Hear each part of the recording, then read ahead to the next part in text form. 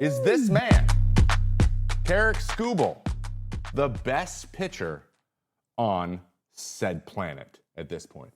I have my own opinion, but I'm interested in hearing yours. Let me know down in the comments or in the chat if you are watching live, because he's got me excited. He's been doing a lot of things that are really impressive, and he has been doing that for a while.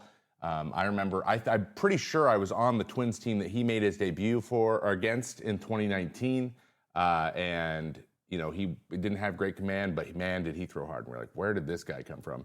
Turns out it's Seattle U, so I have a little bit of a soft spot there, even though he's not from Seattle.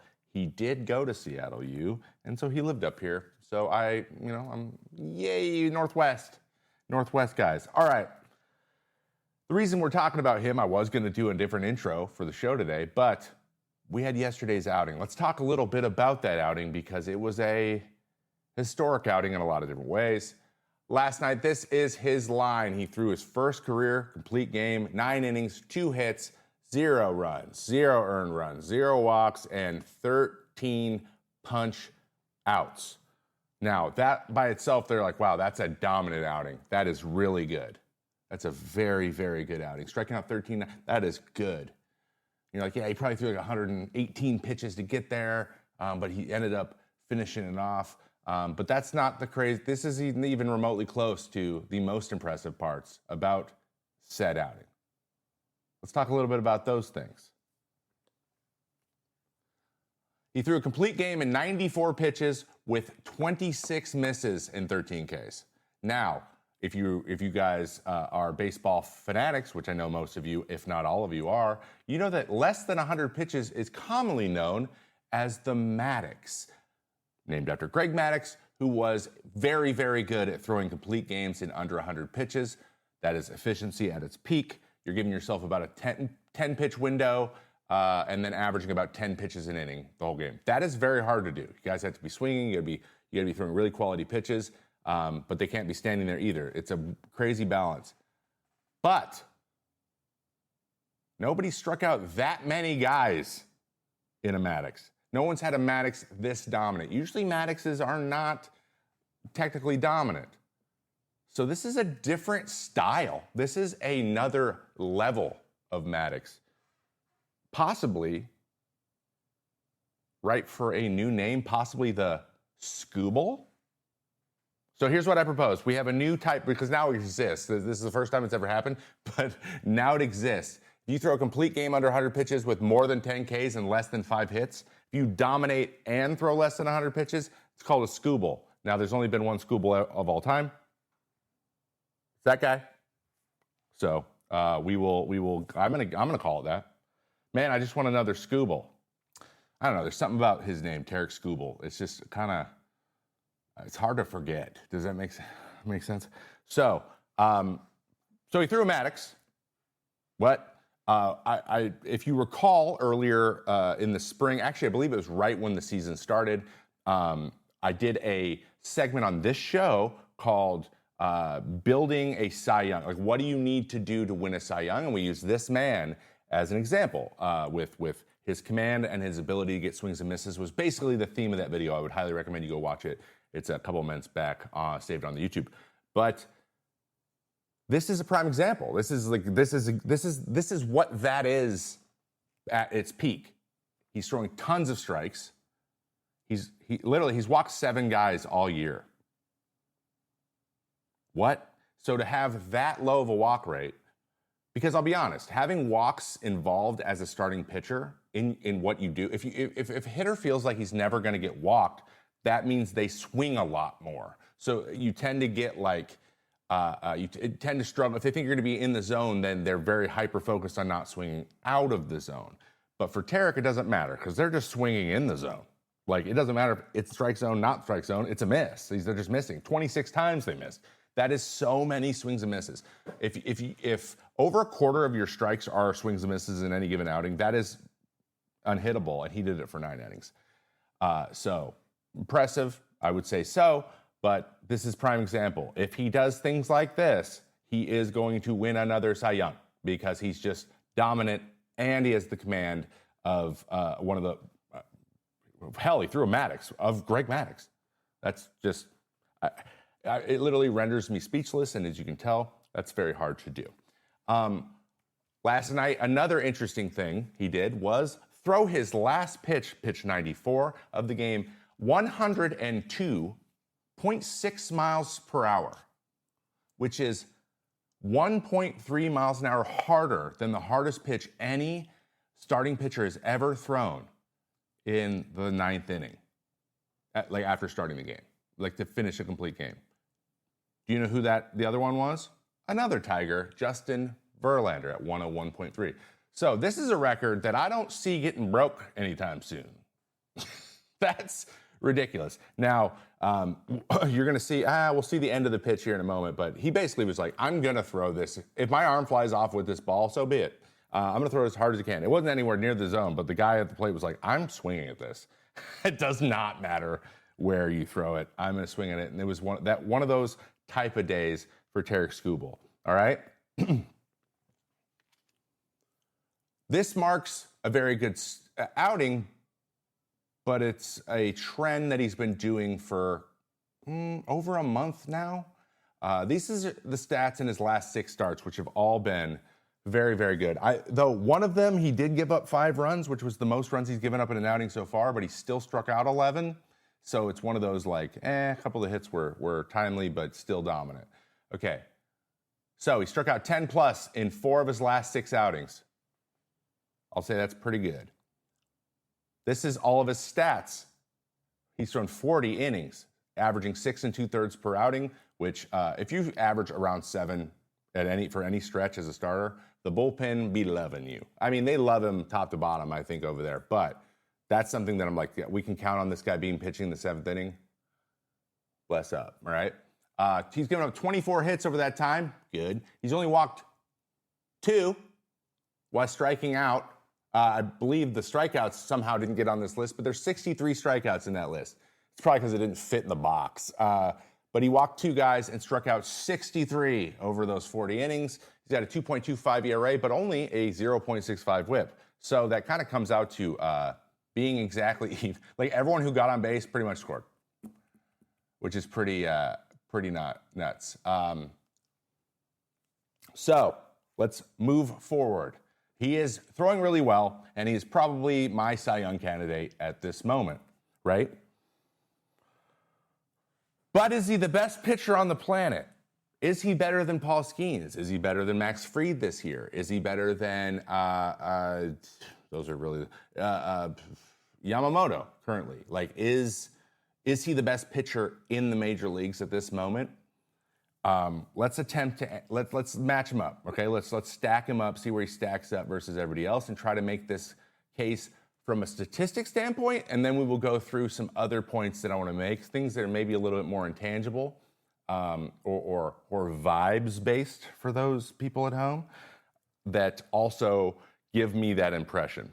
Because there's certain guys who are really nasty, but they don't exude the same type of come at me, bro, that Tarik Skubal does. All right, so I think there's a good case to be made. Here's where he stacks up against the rest of the league.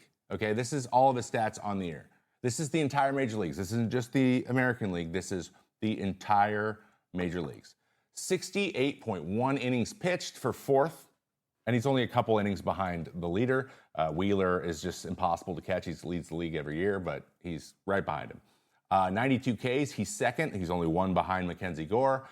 7 walks and 2.7% walk rate is 1st in both.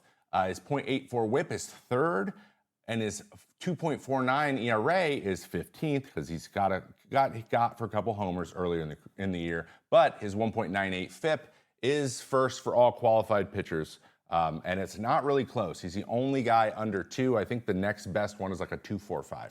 So his FIP, as you remember in our segment we did on fielder independent pitching, which is what FIP stand for, that is all pitching in a vacuum. The defense is league average. Everyone has the same defense. How would it attempts to balance for that? So that's pretty good. That's pretty good. So I would say these numbers are pretty compelling. I would say that he there's not a lot of people that are this highly rated in this many things, especially in the dominant side of things with the strikeouts. Like, that's the big thing that I care about, as a lot of you guys know. Also, one little side note, he avoided arbitration this offseason and negotiated a $10.5 million salary. If you guys remember from 2 weeks ago, we talked about all the mega contracts, the top 20, and whether or not they are worth their contract in WAR this season based on free agency. So I used the same number. I said 1 WAR equals $7.5 million. That means that he is worth 1.5 WAR this year in terms of his salary, but he already has a 2.2 B WAR. So he has already earned his money, and it is May. That's crazy. That is crazy.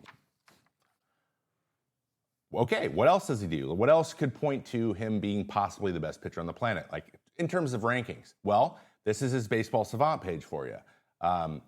There's a lot of red on there, and like I said, last year he won a Cy Young. But this chart's better than that chart. The worst thing, he is expected batting average, and like I said, he throws four-seam fastballs and he gives up homers from time to time. So sometimes he'll get hit around. Everything will come down to the middle of the zone. He'll give up 3 hits in an inning. Like, that's kind of the only thing that ever happens to him, because he's just not going to walk people. So it is interesting. There's a nice balance between walks and batting average against, that if you choose to walk somebody instead of throwing a cookie 3-1, you choose to walk them, that could change the way that people approach you, but they just know they're not going to be walked. So in cookie counts, they know it's going to be in the strike zone, and he tends to give up some hits there. So that's just one caveat to explain the one thing that he's only the top quarter in. Everything else, though, right across the board. Best time of the best fastballs, he's 100 percentile in pitching. He's probably the number 1 ranked in pitching, and his off speed, aka his changeup, which is the pitch he's thrown the most this year, is one of the best in the major leagues as well, which was something that wasn't true last year either. So that looks pretty good. I would say that looks pretty good. And also, for the second time 2 years in a row, every single pitch he's thrown has a positive or neutral run value. The same thing was last year. Every pitch he threw was either red or 0. Actually, I believe everything last year was red. The only reason this curveball is a 0 is because he's only thrown 18 of them. So it's not a big enough sample size to give him a run value. But they're all positive. You can tell run value per 100, curveball is 1.8. That means it is positive. He just hasn't thrown it enough to get that 1 yet. So basically, all of his pitches are valuable. All of his pitches are producing him product or results that he is looking for, which is another prime example. Like, that's something that only the best pitchers can do, right? Most guys, good pitchers, have like 2 really good pitches, one that's like bleh, and they just avoid it. Most people are like that. Not everyone has 5 pitches, all of which are effective all of the time. That is rare. That makes aces. Okay? All right. So, do I think he's the best pitcher on the planet?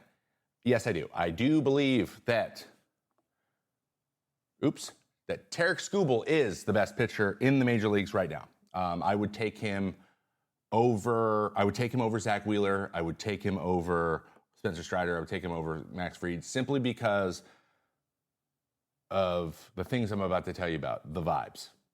There's 4 big things that I'm noticing about him when I watch him pitch that give me this isn't a flash in the pan. This is, health permitting, going to be happening for a while, and it's not looking good for people who swing a bat for a living.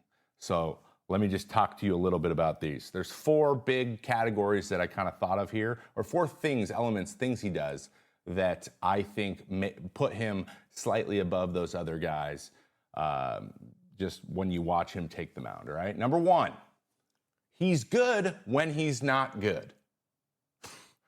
So what that means is, even when he's not super sharp, his team is still being put into position to win the game.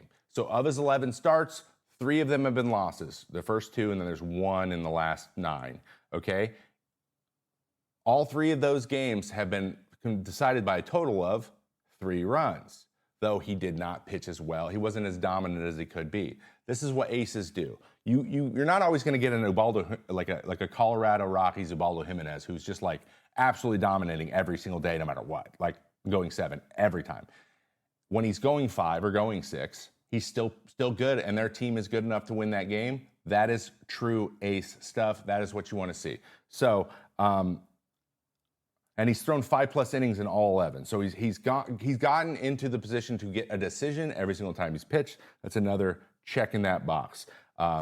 They're always in a position to win. Okay.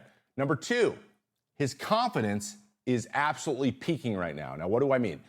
Everyone's like, well, you know, if he's pitching well, of course he's as confident as he could possibly be. Like, duh. Why would you not be confident? But I want to show you what I'm talking about because I did a little compilation for you.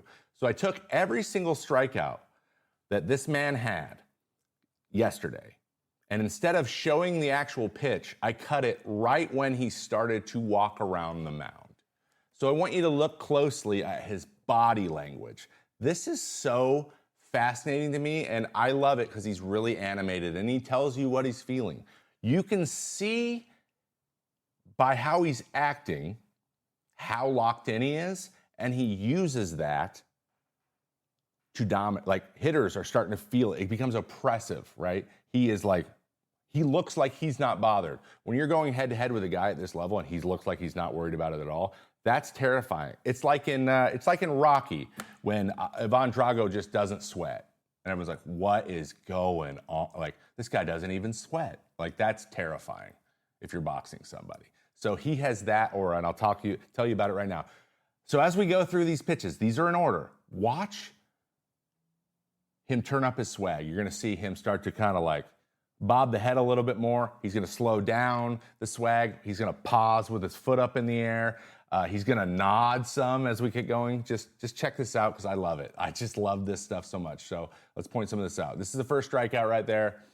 It's like, he's like, all right, yeah, I'm feeling pretty good today. Uh-huh. All right. Yeah, that was nasty. I think today could be a good one. He's like, yeah, this is not going to be fun for them. It kind of slows down. He starts to get more swaggy. He starts to waddle even more. Oh, and then you got some guys on base. He gets the ball back right there. He gets it. Now he's nodding his head. That's strikeout number 8. Oh, now we got the back pedal skip, and now we're hopping around the mound. I believe this one, he just goes the other way because he's like, oh, no, there we go. He goes the other way because he's like, let's change it up. And then he just punches a guy in 103, stands there, and smiles. So right at the end of the game, he threw it and just was like, I'm so good. He had this vibe like this is awesome. I'm having a really good time, and I love to see that. I have only felt that feeling on a Major League mound a couple times. And it just warms my heart to see. But when you see that stuff, you know you're not going to win. So as a fan, it must be really fun to see. So that's the aura I'm talking about, the swag. Always just watch his walk around. You can tell guys are feeling by how they strut around the mound after a strikeout. All right, number 3. This is really interesting as well. He adapts quickly. He makes adjustments very quickly. So, like I've mentioned several times already in this segment, he won the Cy Young last year. He won the Cy Young with a certain pitch usage breakdown, of his arsenal. This year, he's already mixed it up. He's already made adjustments from a year that he won the Cy Young to get better the next year. A lot of guys would just be like, I'm just going to do that again. I'm going to focus on those pitches. So this is how this has changed. This year, his most used pitch is his changeup. Last year, it was his four-seam fastball. Those have switched. He's used his changeup 1/3 of the time. Then he goes four-seam, which his four-seam, he has added 1.5 inches of ride on. So that would explain why he's using that with the changeup. And he's added 1 inch of fade on his changeup. So those are the 2 pitches that have added movement, okay?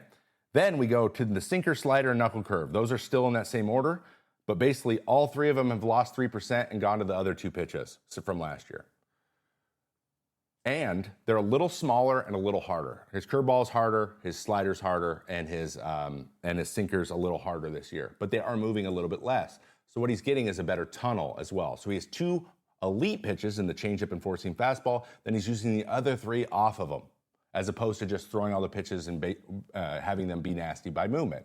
And so he has very clearly made slight adjustments in that way, and he's done it very fast. Like, he didn't need to go struggle for a month to figure it out. As soon as he saw it, anybody swinging any way against anything that he didn't like, he made an adjustment on how he's going to use it. And that is so impressive. That is crazy impressive. And then the walk rate, these things don't happen. Like, guys don't just change a bunch of, like, tinker with, like, all 5 pitches, how you're going to use them, how they move, and then also only walk 7 guys in 68 innings the next year. It's just, like, it's unheard of. It doesn't make any sense to me. All right, let's get to the last one. Here's the last thing. He can take over a game. All of the things I just mentioned right there, he's got great command, he's got great stuff, but he just decides to take over a game, and you see the Mamba mentality, the King James effect. You see what you commonly see in a basketball game, and sometimes in football with, like, a running back, someone who's just like, you're just not going to beat me. And he's one of those dudes, and I'd love to see that. We need more of that stuff in baseball. But I believe that Tarik Skubal is far and away, not far and away, I believe that he is a little bit of an edge, though, on the best pitcher on the planet, Tarik Skubal. Love that man. Love watching him pitch. And shout out to Seattle U. Let me know down in the comments if you agree, you disagree, if you think anyone's better. But I'm using the eye test, I'm using the stats test. It's hard to, I think you can make an argument either way. So let me know down there.